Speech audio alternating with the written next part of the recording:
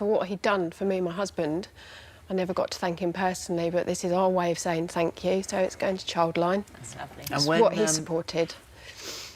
George Michael sold the kind of fame you can measure. More than 14 million copies of Faith alone. A face that could stop a decade. A voice that could turn heartbreak into a pop religion. But the number that doesn't fit the legend is smaller. Pound 15,000. One day, a stranger on British television says his wife needs that exact amount for IVF. The next day, the money appears quietly without cameras, because George Michael asked for one thing. Don't tell anyone it was him. So how does a man powerful enough to fight Sony as professional slavery, generous enough to change lives in secret, still end up dying at home on Christmas morning, alone? In the 1980s, George Michael didn't just arrive on the charts. He arrived as a national mood. Wham! Turned youth into export-grade electricity, and George learned early what most artists learn late. The public doesn't simply listen to music, it buys a story. When he stepped out alone, Faith didn't merely succeed. It set the scale for what a pop star could be. Big enough that every smile became a brand asset, every silence became a headline, and every new song was expected to repeat a miracle. But the same machine that lifted him also narrowed him. The late 80s and early 90s were a period when record contracts could feel like long corridors with locked doors. Deliver the albums, follow the marketing plan, stay visible, stay simple, stay profitable. George, who had the craft to write hooks and the instincts to chase something darker and more personal, began to resist the version of himself that was easiest to sell. That resistance is where his story stops being a standard rise and fall and becomes something closer to a case study in power. A pop icon trying to renegotiate the terms of his own identity. An identity, for him, wasn't a branding exercise, it was a daily pressure. The era's public conversation around sexuality was brutal and simplistic. The AIDS crisis hung over the culture like a warning siren, and for many gay men of that generation, privacy wasn't luxury, it was survival. George moved through fame while carrying parts of himself he couldn't safely place on the table, and the tension between what he felt and what he was expected to perform didn't disappear when he became rich. It intensified. Behind the scenes, love and loss shaped his inner weather. Anselmo Felipa wasn't just a partner in the biography sense. He represented a private life that briefly felt possible, then became a wound that never fully closed. Kenny Goss later embodied a different kind of stability. Longer, quieter, more domestic.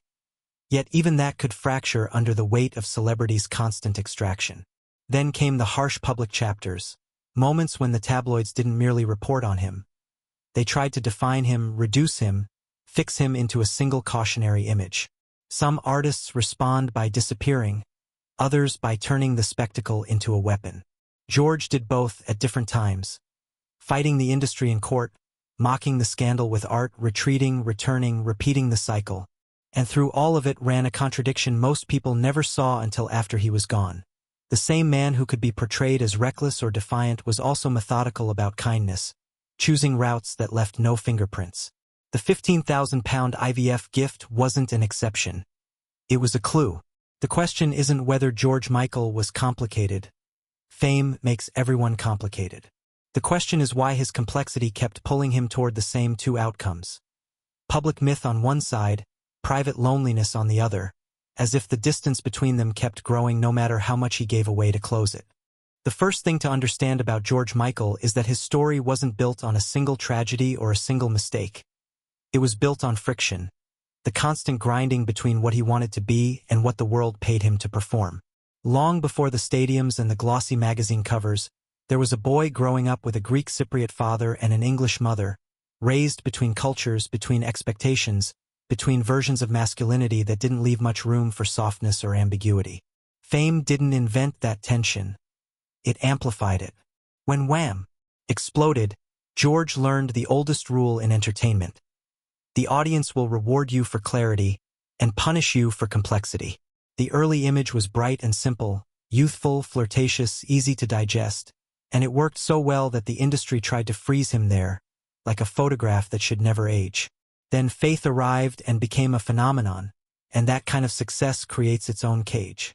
When you sell millions, you don't just gain freedom, you become an economy.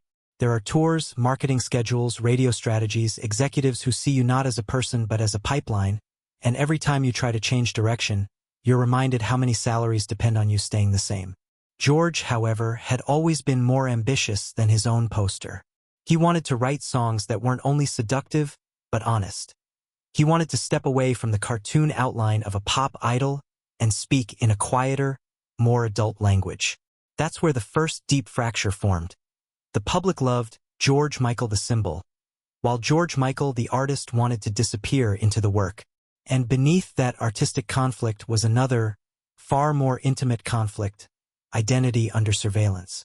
In the era he came up in, privacy wasn't just preference. It was protection. Being gay in the public eye wasn't simply a personal truth. It was a headline weapon, a career risk, a moral panic trigger for tabloids that lived on humiliation. The AIDS crisis, the fear, the judgment, the cultural cruelty, these weren't abstract ideas. They were the atmosphere. So George learned to split himself, one self for the stage and interviews, and one self for the life that actually mattered. Living split like that doesn't always break you immediately.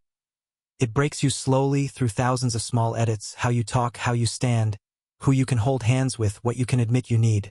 The more famous he became, the more expensive honesty felt, and the more exhausting it became to maintain the performance of ease. Then came love, and with it, the kind of joy that doesn't photograph well but changes everything. Anselmo Felipa wasn't just a romantic chapter. He was a private revolution. In him, George found a life that didn't require applause. A life where he could be ordinary for a few hours, where the room didn't belong to an audience. And then that life was taken away, swallowed by illness and the era's cruel timing, and grief did what grief often does to a person who can't mourn openly. It turned inward and became rage, control, and silence. This is where people misunderstand George's war with Sony. On paper, it looks like a superstar throwing a tantrum because he didn't get the marketing he wanted. In reality, it's closer to a man trying to reclaim his own body and voice at the exact moment he felt life was teaching him how little control he actually had. When George began describing his contract as professional slavery, it wasn't just a legal argument. It was an emotional diagnosis. He saw a system that could profit from him endlessly while limiting his autonomy, and he decided that if he couldn't control loss, he would control the one thing he could still fight for: his work. The lawsuit became a symbolic battle. Artist versus corporation, human versus machine. But the machine had law, precedent, and time. George lost the case, and losing it did something worse than cost him money. It taught him that even at his level, there were doors he couldn't unlock. When you fight a giant and lose, you don't just walk away bruised. You walk away with a new relationship to the world, one where optimism feels naive and trust feels like a gamble. The aftermath wasn't simply a delay in releases. It was a reshaping of identity. George became more guarded, more selective, more suspicious of the bargain fame demands. And yet, he never stopped making art. He just changed the way he offered it, choosing depth over constant visibility, choosing to withdraw rather than feed the machine that had defined him. That withdrawal, however, left space for another kind of storm: scandal as a cultural ritual. When the public finally encountered parts of George's private life through headlines and legal trouble, it wasn't treated as human complexity. It was treated as entertainment, proof that the idol had cracks. Here again, George's response mattered. Some artists collapse under that gaze. George, at times, fought back by turning the spectacle into satire, refusing to be shamed, refusing to let the press write the final version of him. But a defiant public mask doesn't automatically heal private pain. It can even become a trap of its own. If you're always performing strength, you have fewer places to admit you're tired. Add in the pressures of addiction and coping, struggles he faced in different phases, and the story gains another layer. Not a star behaving badly, but a person using whatever tools he can find to dull the noise, to quiet the relentless demand to be endlessly watchable. This is the point where his life begins to resemble a pendulum. Visibility, backlash, retreat, then return, reinvention, backlash again. And because George was talented enough to keep surviving the cycle, people assumed survival meant health. But surviving isn't the same as being safe inside yourself.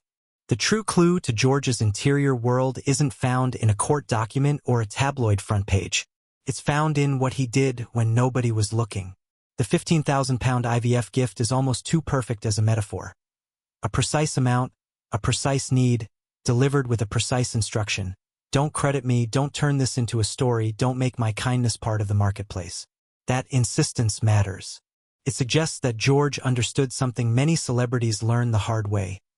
Public charity often comes with public bargaining. You give, and the world expects you to announce it. The announcement becomes branding. Branding becomes a shield, but also another cage. George's approach was different. He seemed to treat generosity like privacy. Something sacred, something that loses its meaning when it becomes a performance. If you trace his quiet giving across time, the reports of donations, the stories of debts paid for strangers, the moments when someone's life suddenly improved because a famous name reached out through intermediaries, you start to see a pattern of control that is paradoxically gentle. George couldn't fully control the headlines, couldn't control how the industry marketed him, couldn't control illness taking someone he loved, couldn't control the public's appetite for humiliation. But he could control a small miracle happening off camera.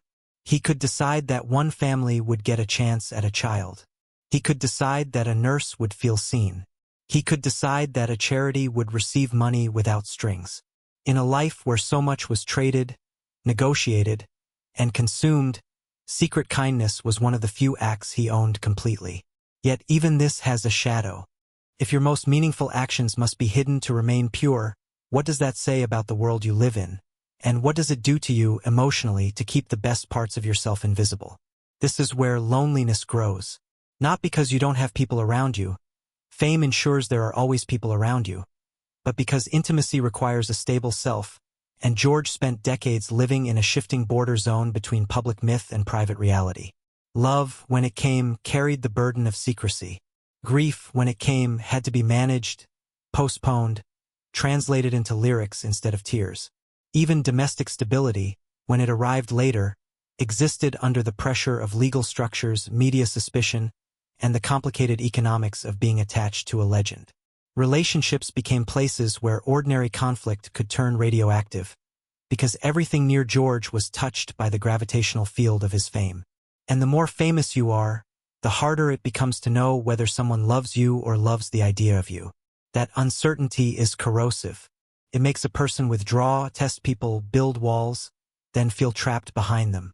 Meanwhile, the public continues to play your greatest hits, expecting the soundtrack to remain unchanged while the human being behind it ages, aches, and tries to find peace. In the end, the deepest cause behind George Michael's contradictions might be this. He was trying to evolve as a person inside a system designed to keep him frozen as a product. He was trying to be truthful in a culture that treated truth like a scandal. He was trying to mourn in a world that monetized pain.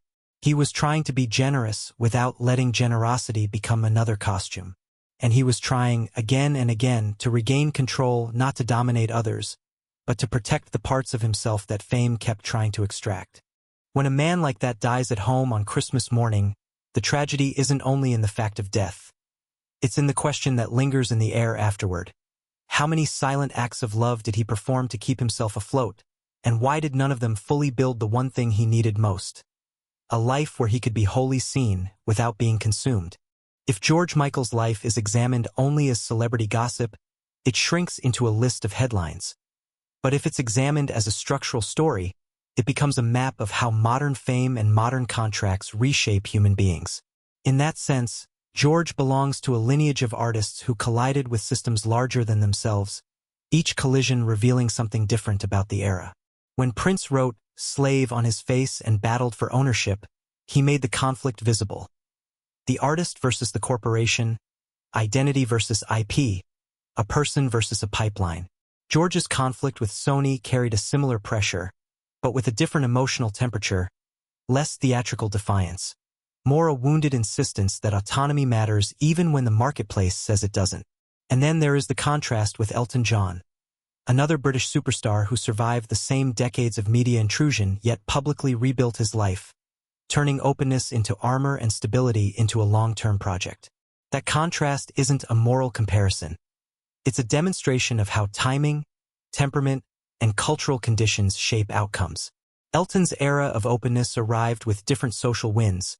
George's youth unfolded when the conversation around sexuality was harsher, when the AIDS crisis made fear louder than empathy, and when the tabloids had fewer consequences for cruelty.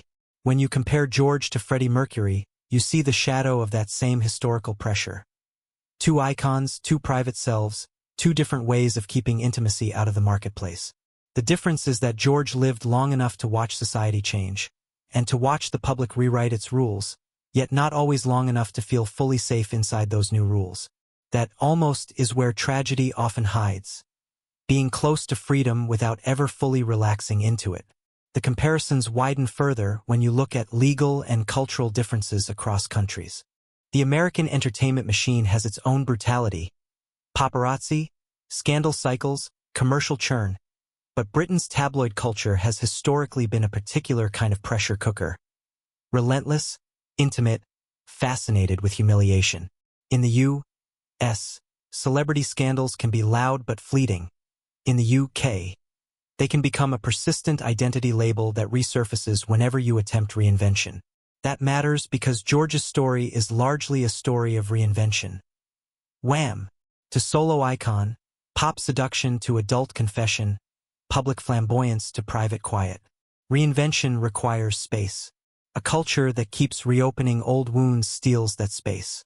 Then there is the question of relationships and rights, which becomes especially sharp in stories involving LGBTQ+ lives. The modern viewer can easily assume that love is love and partners are protected. But the late 80s and 90s were not built that way. In many places, the rights of same-sex partners were limited or non-existent, and even where legal frameworks improved later, the emotional damage of earlier decades didn't simply vanish. When you talk about why did he end up alone, you can't only talk about personality, you have to talk about the architecture around him, the years when being open could feel like professional risk, when the public could treat your private life as public property, and when even domestic stability could exist under a kind of invisible legal and cultural scrutiny. Now place that next to the economics of celebrity. Fame creates wealth, but wealth does not guarantee belonging. In fact, extreme wealth can distort belonging by attracting people who orbit your resources rather than your humanity.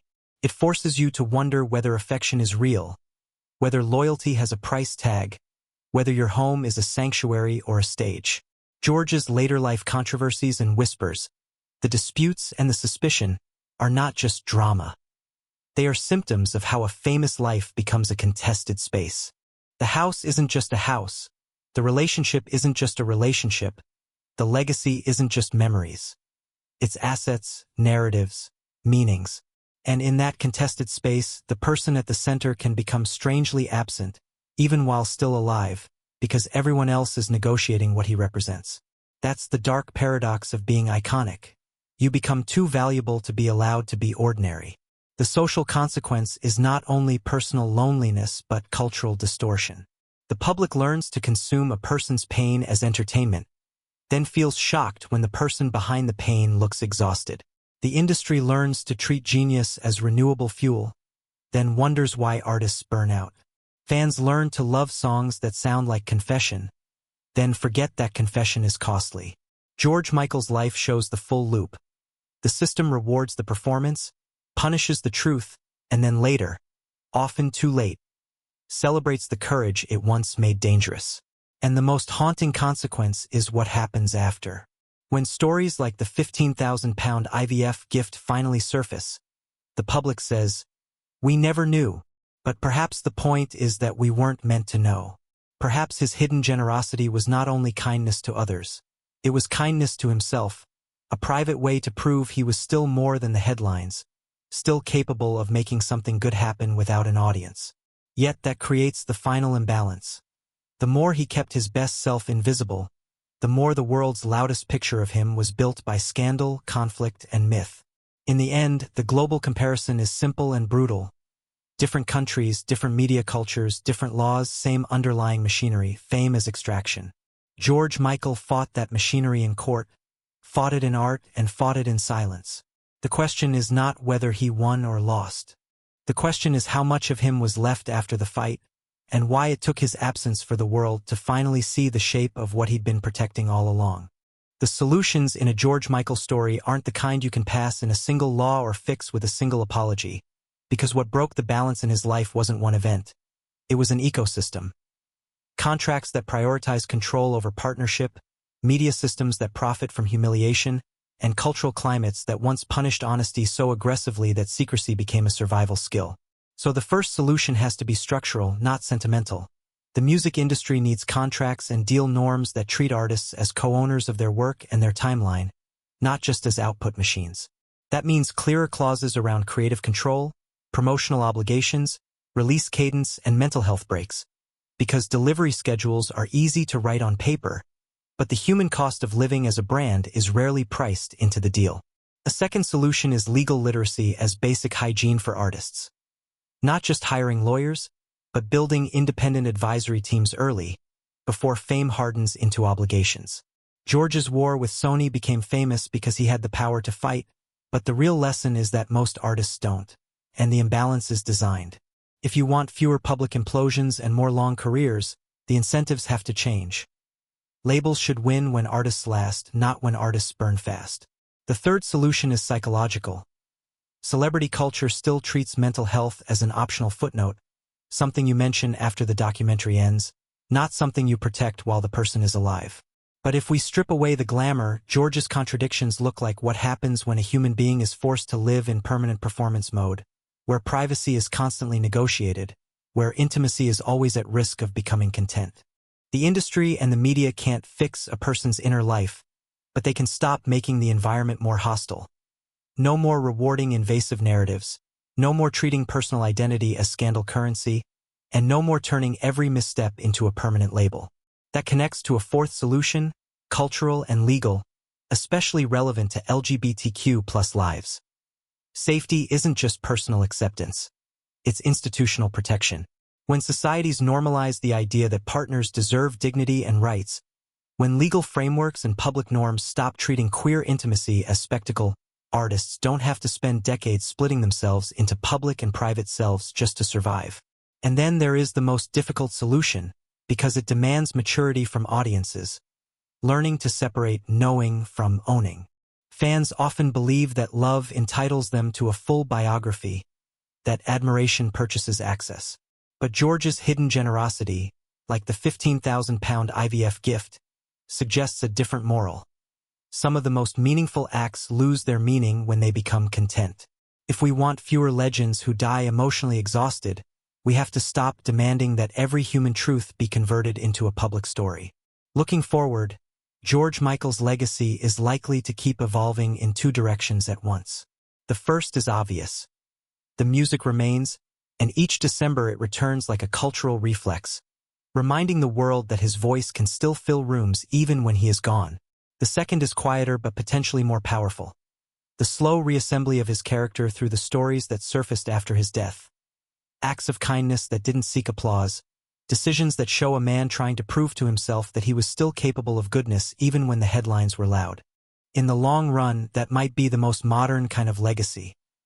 Not the perfect icon, but the complicated human being who fought for artistic autonomy, stumbled, stood up again, and kept giving anyway. The future lesson isn't be like George in a simplistic way. It's build systems where George don't have to suffer in silence to protect their humanity. Because if the world can learn anything from his contradictions, it's that talent is common compared to safety, and fame is abundant compared to belonging. And if we keep mistaking one for the other, we'll keep watching brilliant people shine, and then fade with too much of their best self still hidden in the dark. George Michael's life leaves behind a simple question that sounds almost unfair. If someone could move millions with a song, why couldn't he secure a life that felt safe, ordinary, and fully seen? The easy answer is to blame one scandal, one addiction, one lawsuit, one relationship. But the harder and more honest answer is that his story is what happens when a human being tries to grow inside a system built to keep him frozen. He fought for the right to own his work, he fought to define his identity on his own terms, and when the world demanded a performance, he sometimes answered with defiance, sometimes with silence. Yet the most revealing parts of him weren't the moments that made headlines, they were the moments he buried on purpose. The £15,000 that arrived without credit, the kindness that traveled through intermediaries, the choice to help without turning help into a brand. In the end, perhaps that was his private rebellion, proving that the best thing he could do with fame was create goodness that didn't need applause. And maybe that's also the tragedy, because goodness without applause is still goodness, but it doesn't always build the one thing a person needs most: belonging.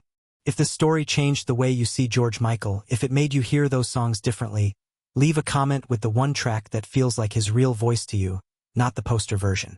Share this video with someone who thinks they already know his story. And if you can, consider supporting the kind of causes George quietly cared about, because the legacy he tried to hide might be the one worth carrying forward.